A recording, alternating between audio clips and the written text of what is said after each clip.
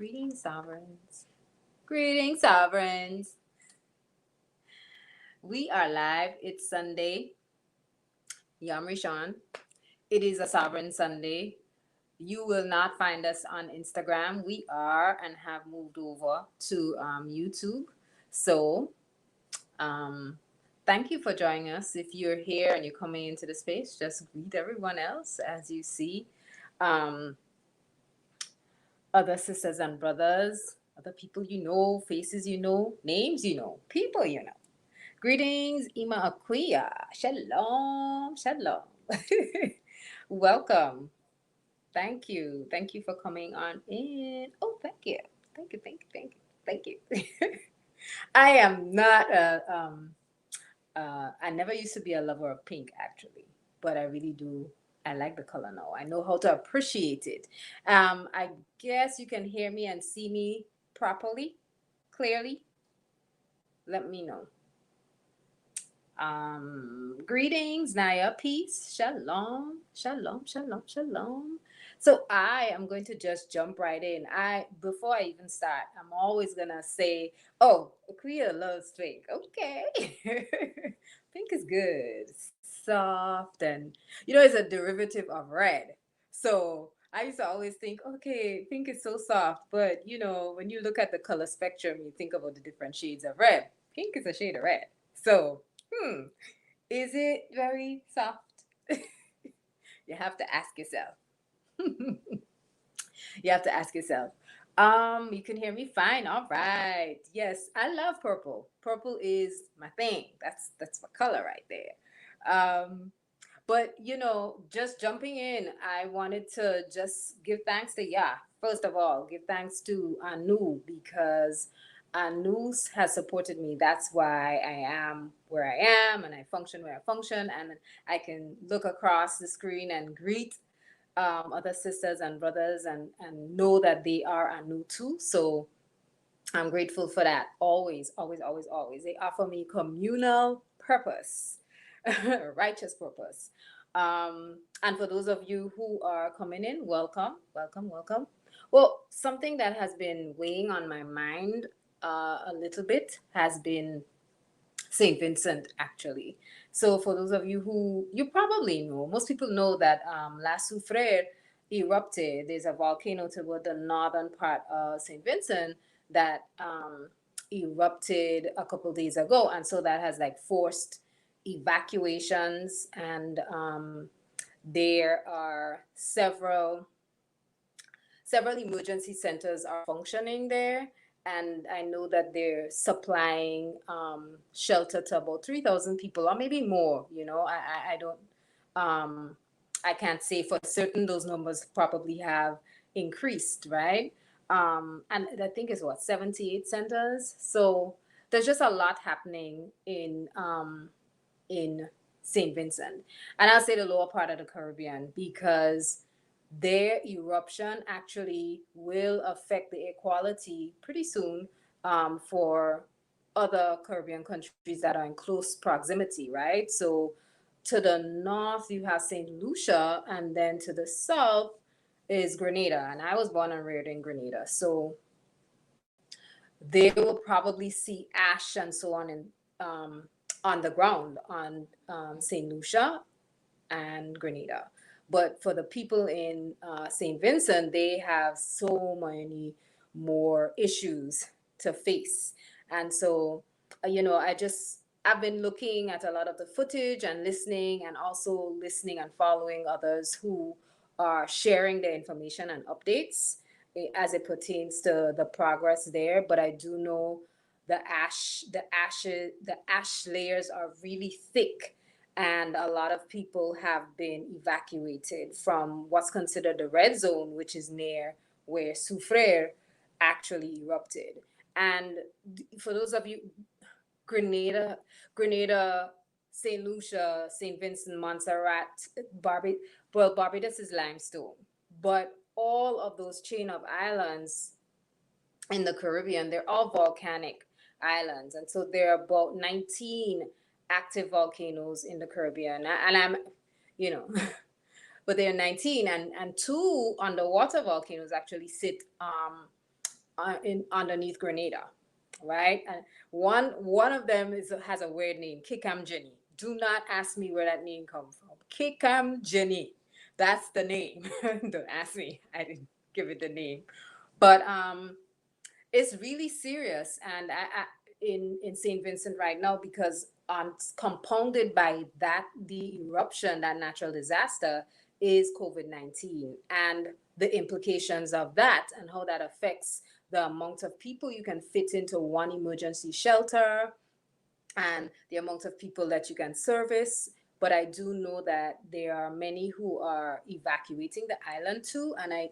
think Grenada has opened their doors to support and allow for anyone who is coming in from St. Vincent. And I think I read somewhere that cruise ships are also offering that opportunity for those who live on St. Vincent but are evacuating to actually have a safe haven. So there's, that has been on my mind. And I think about like one old memory I have of St. Vincent, because I visited there um, a couple, yeah, not a couple, many years ago, y'all.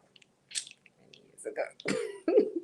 I visited, and it was a beautiful experience because we were camping.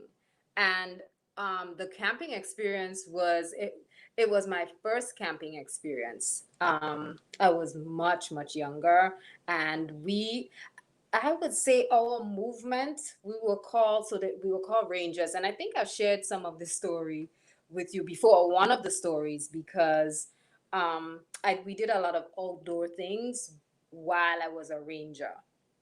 Um, and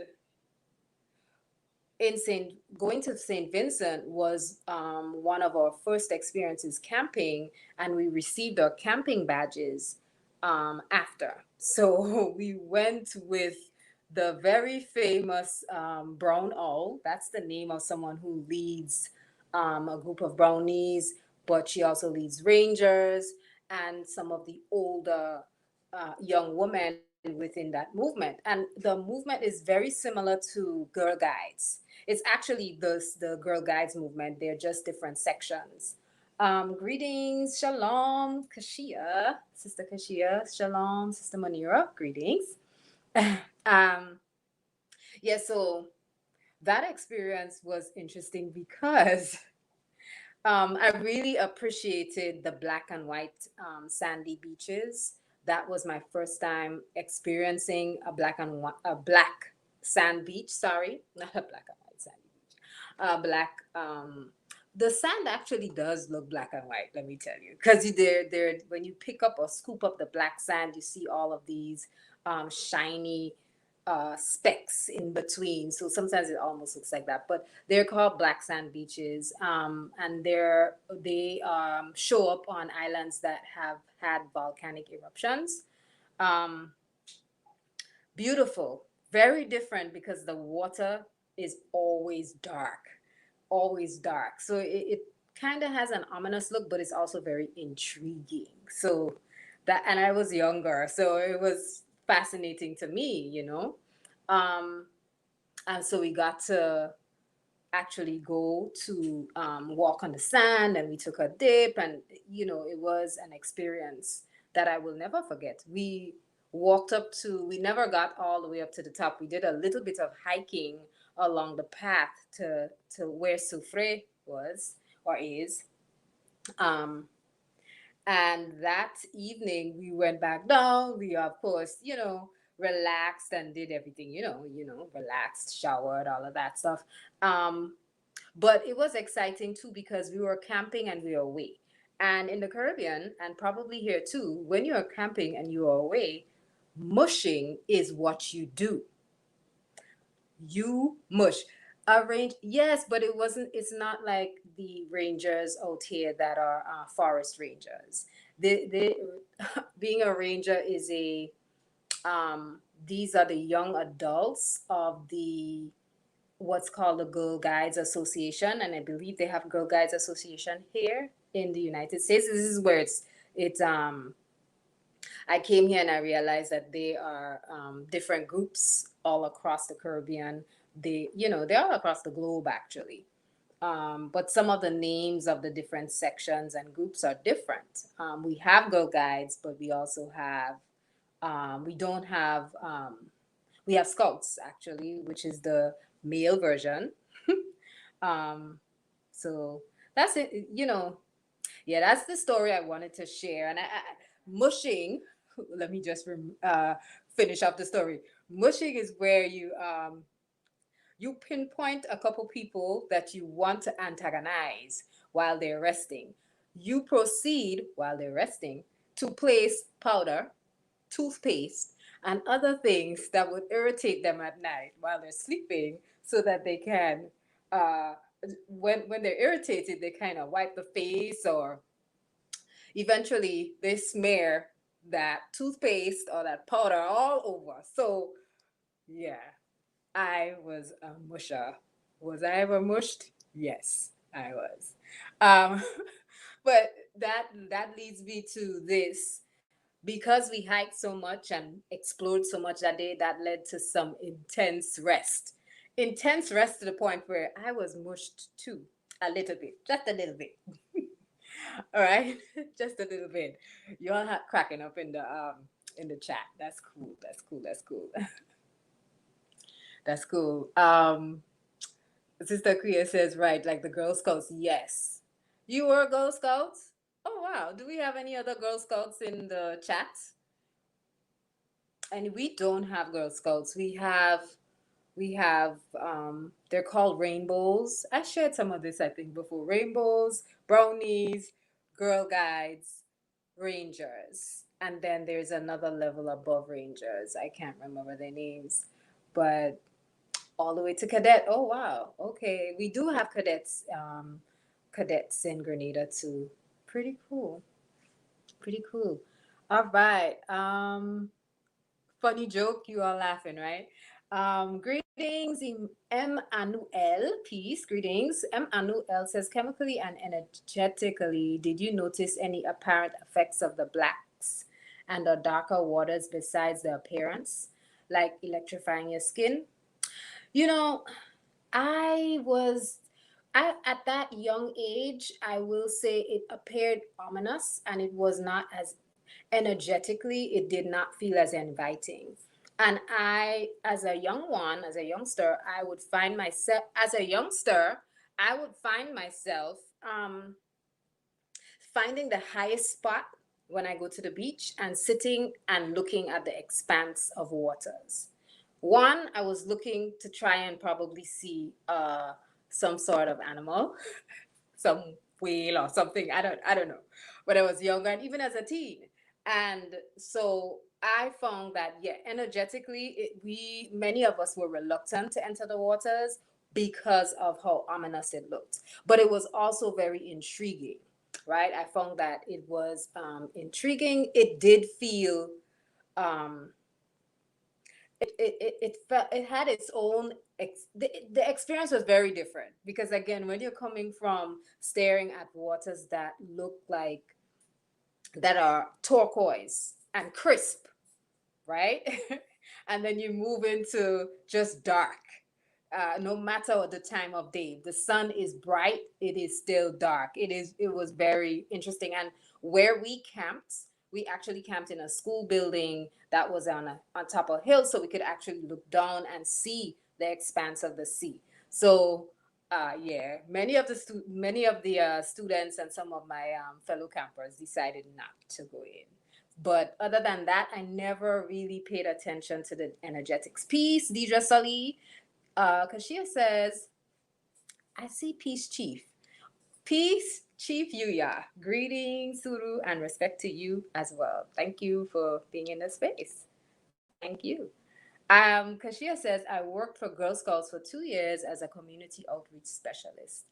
Yes, I really enjoy working with Girl Scouts too. I worked with a couple of groups in Brooklyn for a couple of years, probably 2, 3 years, and then I moved on to something else. But yeah, so that's my story that leads me to this because really ultimately I told the story to connect to St. Vincent, but also told the story to connect to the fact that we rested so well.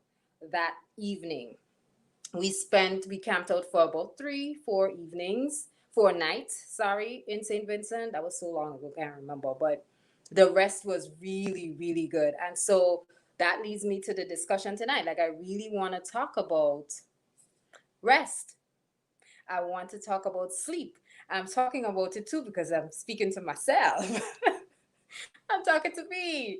We are, for those of you who are in the space and are new, or those of you in the space, in our Sovereign Eat space, who are going to also acknowledge Ramadan and begin to fast along with us. Ramadan actually officially starts tomorrow, right? Which is the 12th.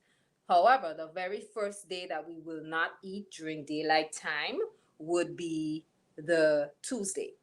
All right. So that very first day you're not going to eat at all would be during the daylight time is or will be Tuesday.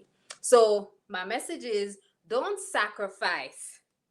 Do not sacrifice your greatness. Don't sacrifice your sleep for a sandwich or for a movie or for some old chatting, some old talk that keeps you up late at night. Nor should you sacrifice your rest for our, what do you call it? Like the swipe and like hobbies that we have. Because some of us have it, it's a hobby, right? Ditch it during Ramadan, sacrifice those, and catch your rest. In other words, go in your bed, sleep, rest. And you're probably saying, well, why? Why am I talking about rest? Rest is so important. And I'm pointing it out too because we're embarking on what's almost equivalent to intermittent fasting. And I said I would talk a little bit more about intermittent fasting later on during the Strong or probably next Sovereign Sunday. But intermittent fasting really puts you in a place where you feel like you have high energy. All right. And so you may find yourself not feeling like you need to rest or sleep, mostly sometimes at night, right? So I'm not saying you won't feel drowsy or tired. That time comes around. But your body eventually gets over that. And pretty much you feel like you just have limitless energy. I know what that does. It makes you want to do and do and do without resting. But, the message today is to rest. To rest. Let me just pause and greet L. Williams. Greetings. Peace. Welcome. Welcome me, myself, and I. Peace. Peace. Shalom. So, yeah, back to the rest and the sleep. And if you don't have sufficient rest and sleep, there are a couple things that happen, right? You may not realize it, but it actually reduces your immune system function, right? And I can tell you about times where I've had to, as a teacher, there were many, many late nights. Some of them never ended. And I never get sick. But when I can feel my body, my immune system crashing, I can feel the sniffles, I can feel the aches and pains, it's because I stayed up longer than I should, or too many nights. Consecutively without the rest, without sleeping. And when I say rest and sleep, I don't mean you take 2 hours just because. I mean good rest, right? Good rest. So again, it affects immune system and immune function. So you want to pay attention to that. Again, especially during the Ramadan fasting period, because again, that is intermittent fasting. You are literally restricting food or water consumption, nutrient consumption for many hours in the day. So it is very important to pay attention to the fact that that extended period is considered fasting. That's why it's called a fast. And your body functions in different ways once you begin to fast, right? It begins to utilize certain um, stores of energy. So you might also find yourself losing weight, which is a beautiful effect. So that's a good thing. Chi Yuya says you end up disrupting your circadian rhythms in your hypothalamus. And once that clock is thrown off, sickness and obesity are inevitable. Yes, you say obesity, and I'm like, listen, the sleep causes you to put on weight. You put on weight so fast. It just takes, I think it takes what, 2 days for you to begin to see your weight begin to increase. 2 days, right? Just off of the lack of sleep and interrupting those sleep cycles, right? And interrupting the sleep cycles disrupt the circadian rhythms, as Chief says. Leptin is a hormone that actually it can, it starts to the body starts to produce it. And when it produces this hormone, what that hormone does is it increases your appetite. It causes you to want to eat more, right? So that's something to be prepared about when it comes to this intermittent fasting and Ramadan fasting. Be wary of that, that you're going to feel those cravings. And sometimes in the evenings, once you break your fast, you may find that you want to eat more than you're accustomed doing. That's your body just going into some primal reactionary behavior, because it's like, oh my gosh, we haven't eaten for this long. What's going on? So just be very vigilant about that. Be very vigilant. Keep the cycles and the rhythm consistent by making sure you have a set time for rest and that you do indeed rest. And you'll find that you're able to take advantage of that extra time, not extra time, but all of that extra energy during the day. Um, and you're going to be more productive. You're going to find that you're much more productive. Did everyone hit the like button? Oh, please hit the like button. Thank you very much, Sister Akuya.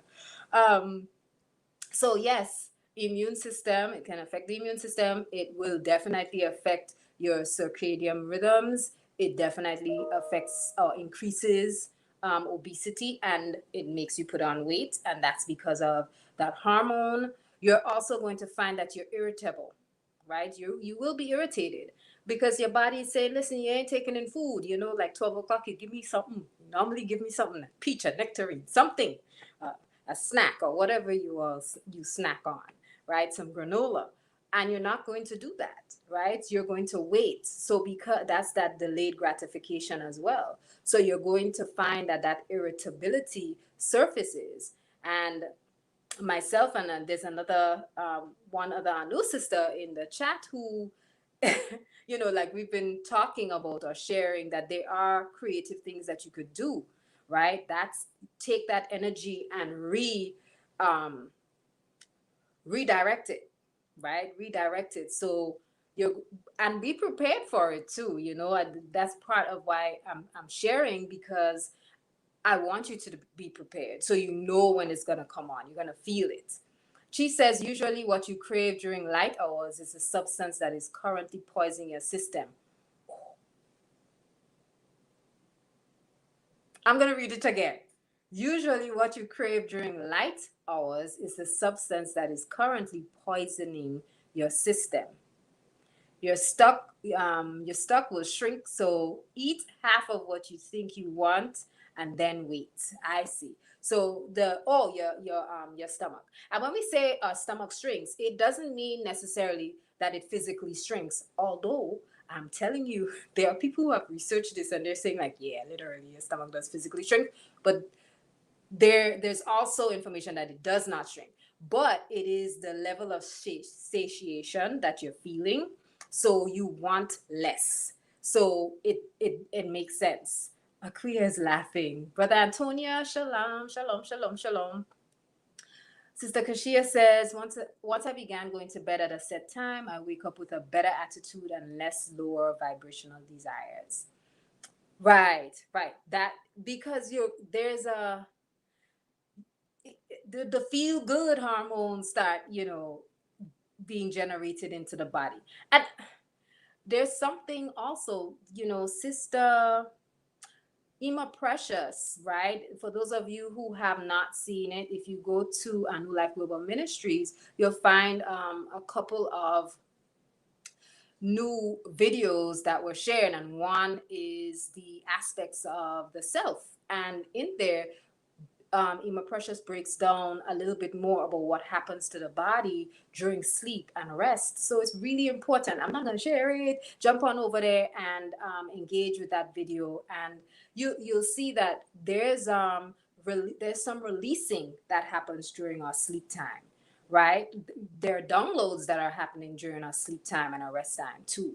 So I want us to think about that. I wanted to also talk about or just share that our blood sugar levels also can be affected as well by lack of sleep. And not just lack of sleep, disrupting our sleep pattern, right? That's really important to think about, just that disrupting. So maybe you're accustomed, and maybe your body actually needs it, but you don't give it that rest. And I'm really emphasizing it because, again, I'm going to tell, once I started doing raw only, and I'm not raw only right now, but once I started doing that, I felt like I didn't need to sleep at all. And you're going to feel you're going to feel somewhat of that experience as well during this 1 full month of fasting. And when you do, you're going to be tempted to stay up and knock out things and so on, but you'll find that you're so much more productive during the daylight hours if you are to give yourself the rest time. And I'm not preaching to the choir, I'm preaching to myself because i am I am the one to stay up because I feel like, okay, I don't need to rest, right? And I'm sure many of you do feel the same too. So I wanted to ask for you to share quickly in the chat because I'm gonna wrap up, but just share one experience where lack of sleep has affected you and put you in a position where you could have hurt yourself or someone else, right? Just think, I want you to think about that because I have one or two people I know who have had that direct experience. They're behind the wheel and their eyes closed for a fraction of a second, right? A fraction, that's all it takes. And everything just spiraled out of control. Thank goodness everything was okay at the end of the day. But sometimes it just takes a blink, one blink, and you drift too long. Sister Kashia says, during this Ramadan, when I do consume food, I decided to only consume raw foods, water, and herbal teas without sweeteners. Beautiful, good, good. That's a beautiful goal for yourself.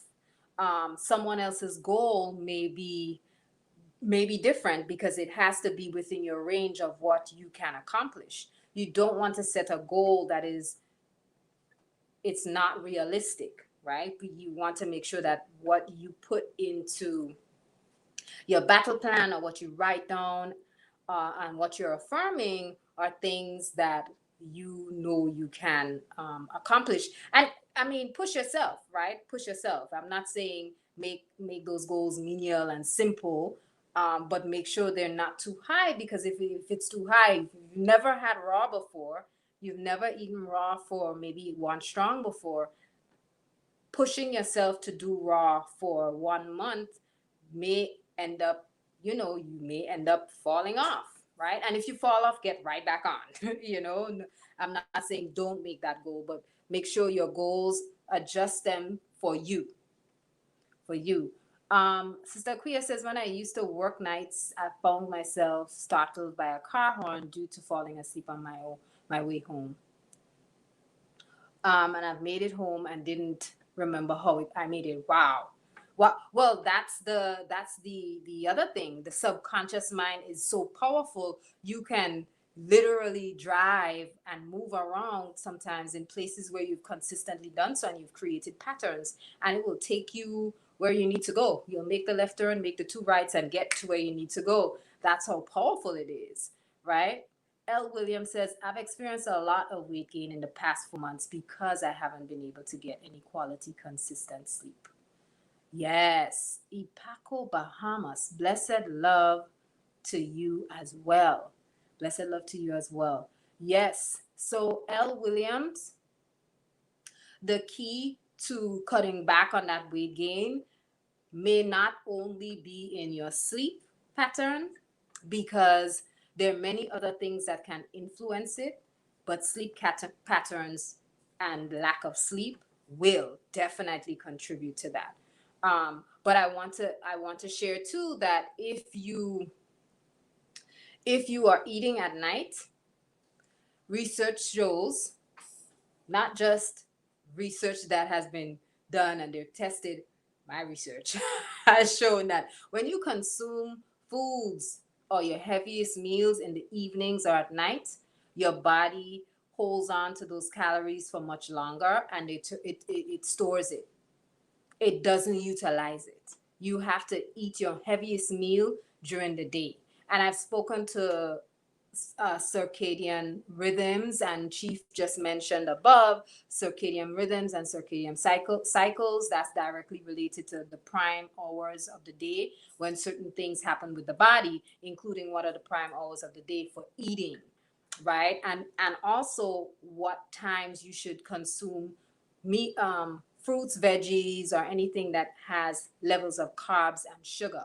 Those should be consumed toward the beginning parts of the day, not in the dawnings at all, but between the 12, 1, and 2 o'clock. But that doesn't apply to those of us who are going into the Ramadan fasting period, right? Brother Antonio says burnout from working days at a time with 2 to 3 hours of sleep caused me to be less productive. Yes, yes, that lack of sleep does put you in a tailspin, and then you find yourself, yeah, you may have a ton of things to do, and you might find, I'm staying up, but your mind's drifting, you're foggy, you're not sure how to um, follow through with a task or something that you're accustomed doing, right? So yeah, and he says, I feel all the pains and aches in my body I have been ignoring. Right. So, and stretching is important. Stretching and movement is crucial. Of course, because Ramadan restricts us from water and food during daylight hours, one of the great things that you could do is try to rise in the dawning. I don't rise to consume food at all. I am not, personally, I do not believe in consuming foods during the 6 o'clock to, well, early dawning hours, not until 12 midday. So, and I'm not saying if I'm not hungry or I don't feel extremely hungry to grab something, I won't have something. But I am not a, oh wow, we're having breakfast. That's not, that's just personal. That's how my body functions. But for those of you who want to continue to work out, I actually find it's a good thing, because your body will be pulling on reserves, especially if you're eating in the evening, right? Some may be pushing themselves to do a dry fast for that time, or a water fast, or a fruit and veggie fast, depending on what your goals are. So yeah, make sure to get up and rise in the dawning early enough and drink as much water as you can, so that way while you're exercising, it doesn't feel as if you're so dry, you're so thirsty, and you can't execute.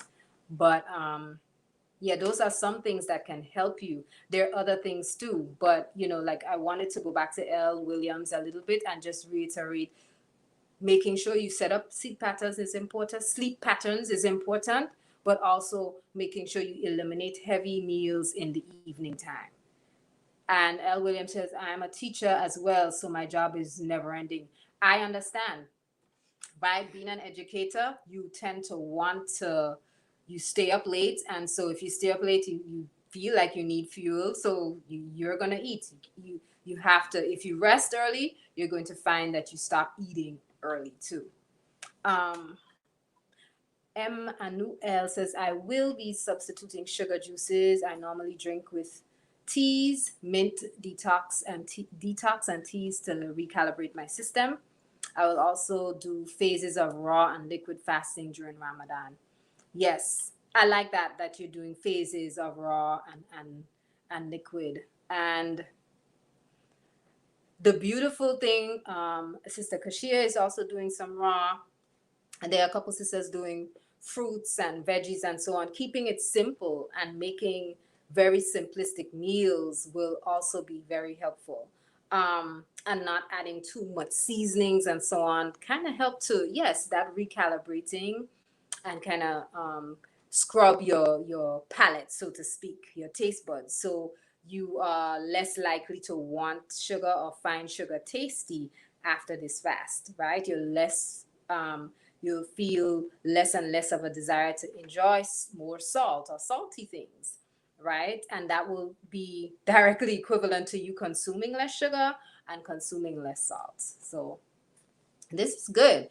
We're gonna wrap up in a little, but Brother Antonio says there was another occasion while working 12-hour night shifts where I fell asleep standing up for like 4 hours. My body was like, enough is enough. Yes, yes. The Listen, the subconscious mind is powerful. You will be falling asleep, but your hands probably moving, doing whatever. Because, yes, your body may be tired and your brain probably tired too, but there are certain things that will just naturally continue to happen, but then you'll have the brain and the body pulling apart, so to speak. M. Anu L says, I raised my children breaking fast at 11 o'clock after their first studies of the day. Yes, sometimes I feel like you have to work for it too. And I think I've heard Chief say that, like you have to work for it. If you can eat something, you could at least look around and say, I earned, I earned this. I did that. Sister Kashia says, my body needs a break from all of the breakdown of food constantly. You do. Yeah, you do. You do. The most efficient way of fasting is to actually introduce fasting during your strong, or what most called a week. So you make sure to break down um, the amount of foods that you eat between 3 days, and then that one day. So maybe 3 days of raw, 3 days of cooked, and then you have that one day where you're fasting. You could do just a dry fast or a water fast, or maybe you do a fruit fast, which is excellent because it'll have you just going, your whole body will be like flushing. I don't want to talk about it, but yes, it's good. It's good. It's good. It's the best is to actually incorporate that fasting as a regimen consistently. And it doesn't have to be 3 days. It could just be one day. It doesn't have to be no food. It can be water or it can be fruit. Sister Manira says I will be trying out a mono diet for Ramadan fast. I anticipate being energized, but will be sure to get appropriate rest. Yes. All right. I'm going to. What is a mono diet? A hot Munira. All right, hot Munira. Let's see. Mono diet. Let's see. Let's see. I know you're gonna share it with her. We're going to close off. I really appreciate everyone in the space. I'll wait for Sister Manira to put her response in the chat. But thank you all for joining. Later on this strong, I will share a couple of herbal blends and even teas that we could use to help us sleep. And I know we all know about chamomile, but I'm coming with some different herbs, some things to kind of give you a little boost or push to explore, additional herbs that can support your system. But that's it. These are the things I wanted to share about. And for those of you who are interested, please don't forget to support any sort of emergency fund towards St. Vincent. Support them in any way that you can. And yeah, please share, like, and subscribe our video. And if you have any questions, leave them in the comment section beneath this video. I will appreciate it. Peace and power to you all. Well, I'll share really quickly then. Mono diet, a mono meal or mono fruit meal is a diet that focuses on just one item. All right. So you can do a mono diet, which would mean if you're doing a mono diet for, let's say, seven days, you will consume that one food for 7 days. And some people do that because they're working with herbs and they want to clean the taste buds and the palate so that they can work with the herb energetically. So that's something you could do. But a mono, it's also incorporated as a fasting or detoxing modality. But you can also do a mono meal diet, which means every meal you consume only consists of one food item, just one thing. So if I'm having dinner, right? If I'm having dinner, that's all I'm eating, just one meal, one food item. Maybe peaches alone, nectarines alone. And Sister Manira just put a ton of details in the chat, so engage with it. Peace, you all. Thank you for joining. Thank you for engaging. This was beautiful. Peace and power to you all. Oh, don't forget to join us for the midday motivation on Tuesdays and Thursdays. Shalom.